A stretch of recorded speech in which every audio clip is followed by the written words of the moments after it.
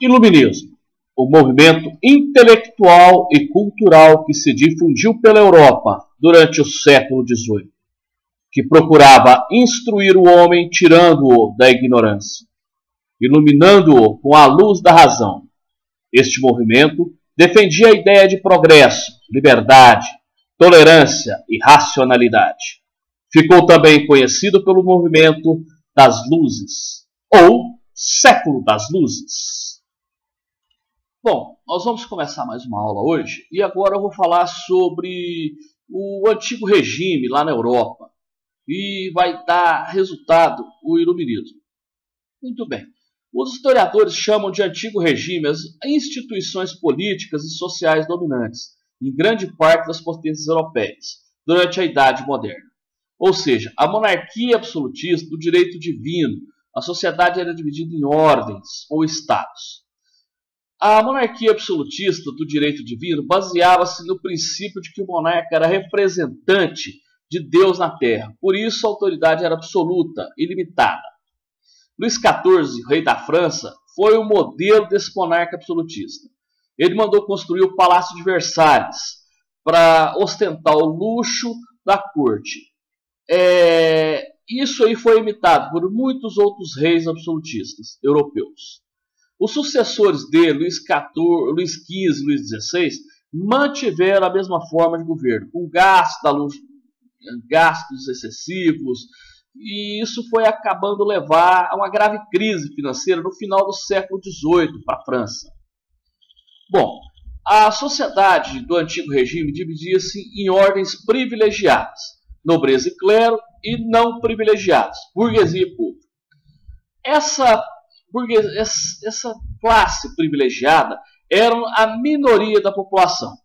Eram isentos de pagar impostos e ocupavam os principais cargos públicos. Tinham poder, tinham prestígio e fortuna. O restante da população era uma camada heterogênea, formada de camponeses, artesãos, comerciantes, trabalhadores urbanos. Essa galera aí pagava impostos e não possuía direitos políticos.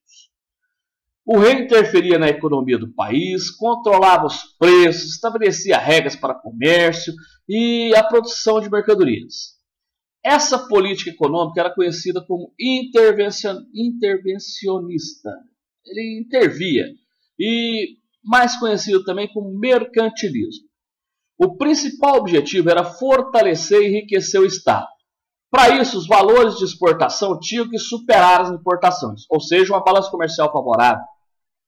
As colônias só podiam produzir o que as metrópoles pudessem revender com lucro no mercado europeu, como ouro, açúcar, tabaco, algodão, e eram obrigadas a consumir os produtos manufaturados vendidos pelas metrópoles, um alto custo, lembre-se de passagem. Essa relação econômica entre as colônias e as metrópoles ficou conhecida como Pacto Colonial. E isso aí foi complicado para muita gente aí.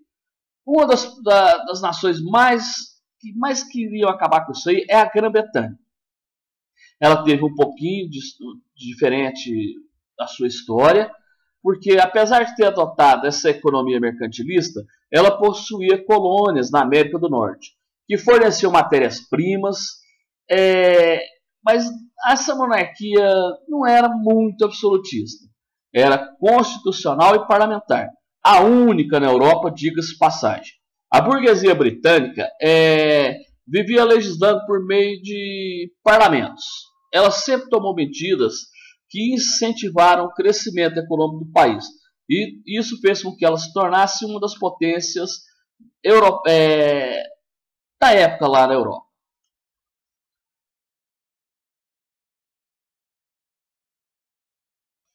Bom, vamos falar um pouquinho aí agora de um negócio mais complicado, que é os iluministas. Então, o avanço científico ocorrido no século XVIII, ele deu origem à ideia de progresso e que as pessoas têm que mudar e evoluir. A instalação da monarquia constitucional parlamentar na Inglaterra mostrou também que a política e a sociedade podem mudar e que as instituições não são eternas e nem estáticas. Começava-se a acreditar que a miséria humana era fruto da ignorância, né? E que somente a razão poderia iluminar o pensamento e modificar as condições de vida humana. Essa versão do mundo faz, lá em meados do século XVIII, um movimento aparecer, chamado de iluminismo. Bom, esses filósofos iluministas questionavam o poder real, os privilégios da nobreza, da religião, da economia, a educação, a escravidão, o colonismo, e tudo que eles pudessem. Então, tudo estava sendo submetido à razão e à crítica.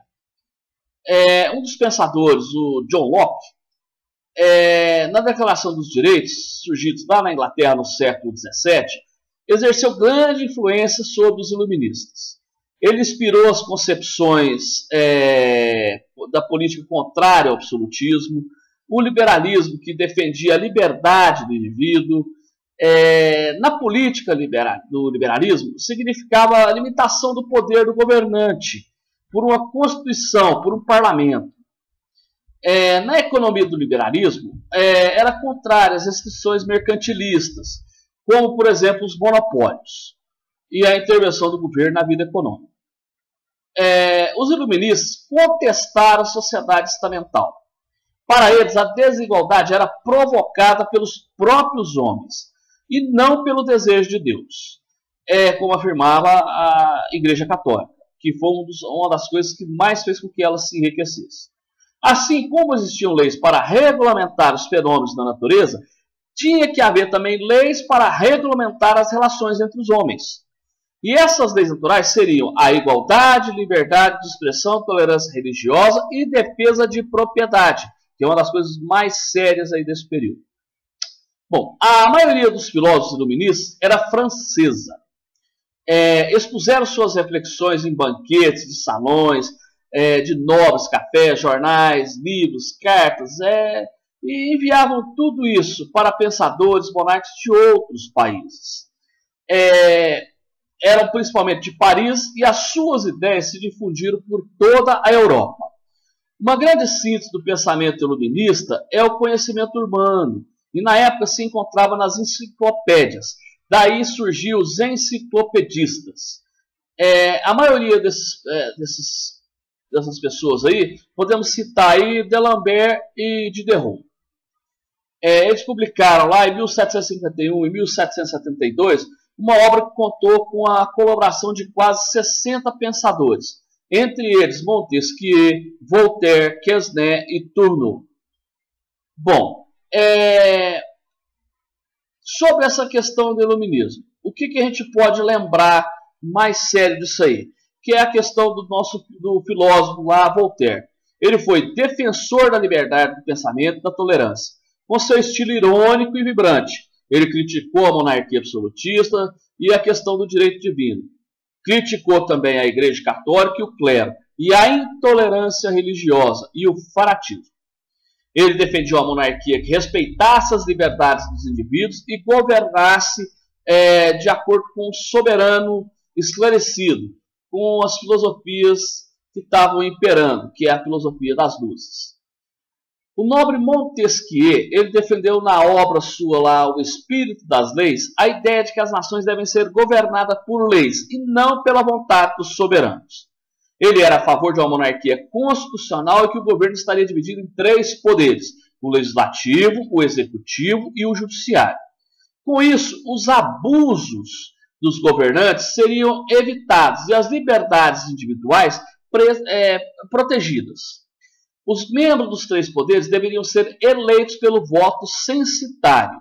Isso quer dizer que só votariam os cidadãos que tivessem uma renda mínima, que pagassem imposto. Então, quer dizer, já vai dar uma mexida na coisa aí, mas vai segregar um pouquinho aí. Rousseau, suíço, origem burguesa, e ele identificou a propriedade privada como causa das injustiças, da corrupção e dos crimes das guerras. Ele acreditava que a propriedade privada que causava os maiores problemas na sociedade. E o contrato social ele desenvolveu que tinham a ideia de que o soberano deveria governar segundo a vontade da maioria, atendendo o bem comum, a soberania do povo. Ele também defendeu o voto universal, isso é, direito de todos, sem limitação econômica. Até aquele momento só votava quem tinha dinheiro. Ele já defende que todos têm direito a votar e escolher.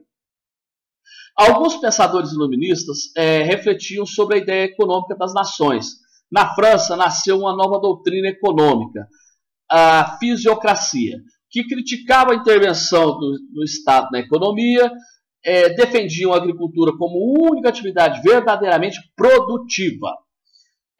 Para os fisiocratas, os produtos agrícolas deveriam ter livre circulação e isentos de impostos e regulamentações. Para o escocês Adam Smith, esse cara é importante. O trabalho constituía a verdadeira fonte de riqueza. Em sua obra Riqueza das Nações, ele defendeu a liberdade de trabalho e afirmou que todas as atividades econômicas eram importantes. Ele criticou o mercantilismo, pregando a liberdade econômica e a derrubada das regulamentações estatais. Ele acreditava que a economia era regulamentada por leis, e a lei deveria ser da oferta e procura, pela livre concorrência. Adam Smith é considerado fundador do liberalismo econômico. Certo, galera? Então vamos lá mais um pouquinho. Esse rapaz aí é o Rousseau, ok? Esse aí aparecendo agora é o Voltaire, ok? Esse aí é o Montesquieu, certo? Esse aí é o Diderot, também um filósofo, ok? Esse aí que está aparecendo é o John Locke, que eu comentei agora há pouco. Aqui nós temos uma reunião dos pensadores, como eles se reuniam nos cafés. E aqui agora nós temos todos eles juntos. Pois bem, agora na próxima aula eu vou começar a falar com vocês sobre a questão do despotismo esclarecido. Então, até a próxima.